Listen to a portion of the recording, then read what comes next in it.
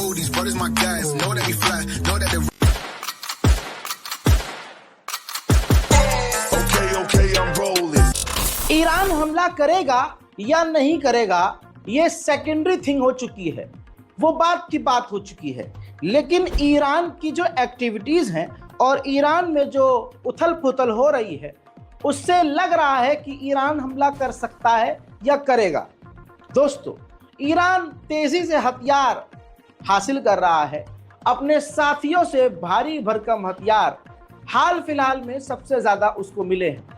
अभी कल और शाम को भी, जी हाँ, हाल फिलहाल में 2-3 घंटे पहले भी अपडेट ये आ चुका है कि रशिया के बड़े जहाज भर भर कर हथियार लेकर उतरे हैं ईरान की राजधानी तेहरान में। यानी आप समझ लीजिए, रशिया लगातार ईरान को हथियार भेज रहा है और खबर यह है कि ईरान तुरंत उन हथियारों को तैनात भी कर रहा है। तो जाहिर सी बात है, ईरान अपने हथियार क्यों तैनात करेगा, S-400 क्यों एक्टिव करेगा और बॉर्डर पर खतरनाक मिसाइलों को क्यों तैनात करेगा। साथ ही दोस्तों, 14 अगस्त से 19 अगस्त के लिए लंबे समय तक ईरान ने अपना एयर स्पेस तमाम देशों के लिए बंद किया हुआ है। जो उसके दोस्त हैं उनके लिए भी उसने अपना एयर स्पेस बंद किया हुआ है। ईरान की फिजा में ईरान के ऊपर अब कोई भी जहाज नहीं आ रहा है, ना ईरान के ऊपर से कोई जहाज गुजर रहा है। इसका भी मतलब सीधा ये है कि ईरान कुछ तो बड़ा करने की तैयारी में है। वहीं मेरे दोस्तों, अब बड़ी बात ये बीच में आ रही है कि एक न्यूक्लियर एक्सपर्ट वैज्ञानिक ने कहा है कि ईरान काफी एडवांस हो चुका है, वो परमाणु हासिल करने में ज्यादा समय नहीं लगाएगा, बल्कि वो परमाणु हथियार बनाने के बेहद करीब पहुंच चुका है। उधर ईरान के हैकर्स के ही द्वारा न डोनाल्ड ट्रंप के कैंपेन को हैक किया गया, बल्कि कमला हैरिस जो हैं उनके भी पॉलिटिकल कैंपेन को, जो सोशल मीडिया पर इंटरनेट के जरिए रन हो रहा था, उसको भी ईरानी जो हैकर्स हैं उन्होंने टारगेट करके उसको क्रैश किया है। यहां पर आप समझ सकते हैं कि ईरान का ये साइबर अटैक लगातार अमेरिका पे चल रहा था। इस पर अमेरिका के हैकर्स ने कुछ ऐसा काम कर दिया कि ईरान का कामकाज ठप हो गया। इतिहास का सबसे बड़ा साइबर अटैक ईरान पर हो जाता है।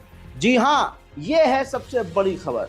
ईरान के ऊपर सबसे बड़ा साइबर अटैक उसके बैंकिंग सिस्टम पे होता है, जिससे ईरान के ऑनलाइन ट्रांजैक्शन, ईरान के बैंक अकाउंट, ईरान के बैंकिंग सिस्टम, ईरान के ATMs, ईरान के कार्ड, सब कुछ जितने भी ईरानियों का अकाउंट है, कई घंटों तक के लिए काम नहीं कर रहा था। बैंक पूरी तरह से ठप हो चुका था। तस्वीर देखिए, ATM के ऊपर एरर लगा दिया गया था और ईरान ने इस बात को माना है कि इतिहास का सबसे बड़ा साइबर अटैक उस पर हुआ है। अमेरिकी राष्ट्रपति जो बाइडेन ने कहा है कि मुझे पूरा यकीन है कि अगर हमास और इजराइल की डील हो जाती है तो पूरे यकीन से कह रहा हूं कि ईरान हमला नहीं करेगा।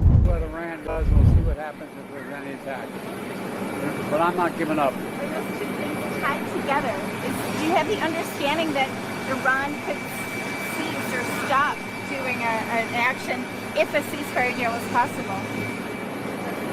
That's my expectation. We'll see.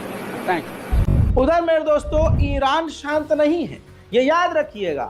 हम ये नहीं कह सकते ईरान हमला नहीं करेगा, क्योंकि पहली बार ईरान की एक्टिविटी बहुत ज्यादा है।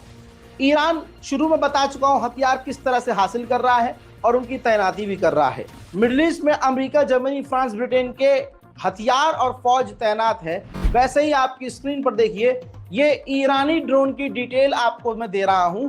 ईरान के ड्रोन इस वक्त पर्शियन सागर पर लगातार उड़ रहे हैं और पर्शियन इलाके में नजर रख रहे हैं।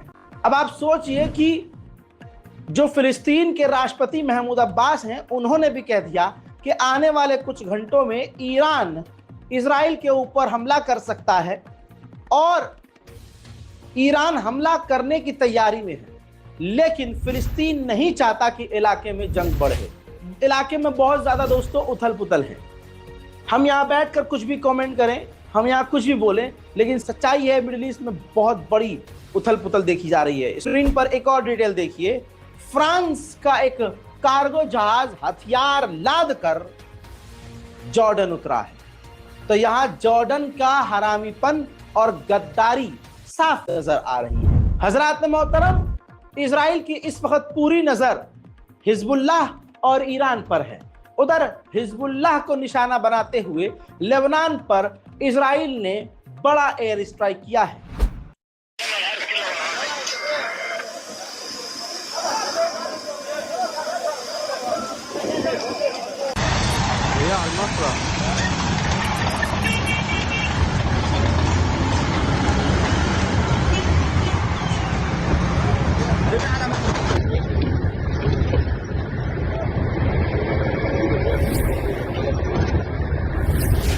हजरात, इस खतरनाक हमले में ये 2 मासूम बच्चे भी लेबनान के मारे गए हैं।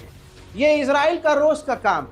वो जहां भी हमला करता है सिविलियंस को मौत के मुंह में डाल देता है। बाइडेन का स्पेशल एनवॉय अधिकारी पहुंचा है सीधा लेबनान, और लेबनान में वो इस वक्त मौजूद है और इजराइल से डील करवाकर दोनों की भिड़ंत खत्म करवाने की चाहत में है। उस अधिकारी का साफ कहना है कि अभी बहुत ज्यादा देर नहीं हुई है। बातचीत के जरिए हिजबुल्लाह यानी लेबनान और इजराइल की जंग को खत्म किया जा सकता है। उधर खुद लेबनान के प्राइम मिनिस्टर ने कहा है कि थोड़ा बहुत उम्मीद और थोड़ी बहुत चांसेस हैं कि ये जंग हिजबुल्लाह और इजराइल की बंद हो जाए। हालांकि हकीकत में आपको बताऊं, नहीं रुकेगी जंग। हिजबुल्लाह अपने देश के सरकार के द्वारा नहीं चलता है।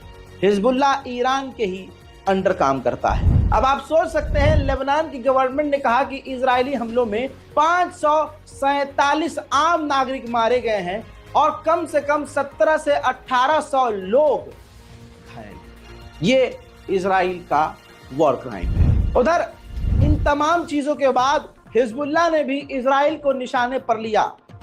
यह पहली बार देखा जा रहा है कि अगर इजराइल अटैक कर रहा है तो पलटकर तुरंत उसको जवाब दिया जा रहा है।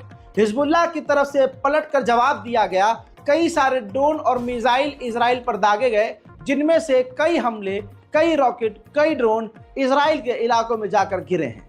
अब इजराइल के अंदर जो मिसाइल गिरी हैं, जो धमाके हुए हैं, उनके मंजर आपके सामने।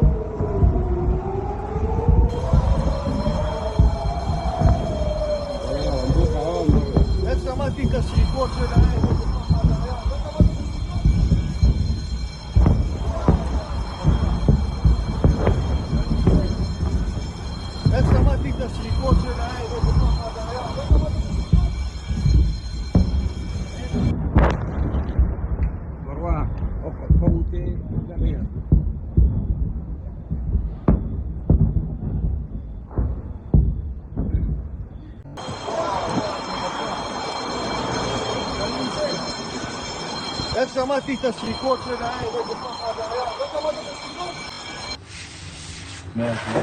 عم تصدوا لها يعني هي وحده وهي وحده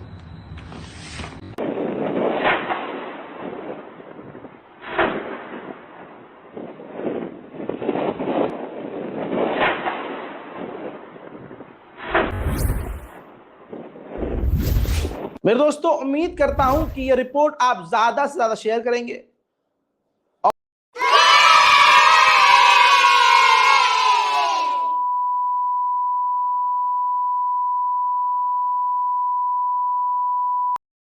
These brothers my guys, know that we fly, know that they ride or die. Why they wanna move like that? Where you want gone? Why you want act like that? Why you play hard? No rush, go and move dumb. Back and forth, push and shove. Make your peace and love turn to peace and gloves. Now you got a deal right now.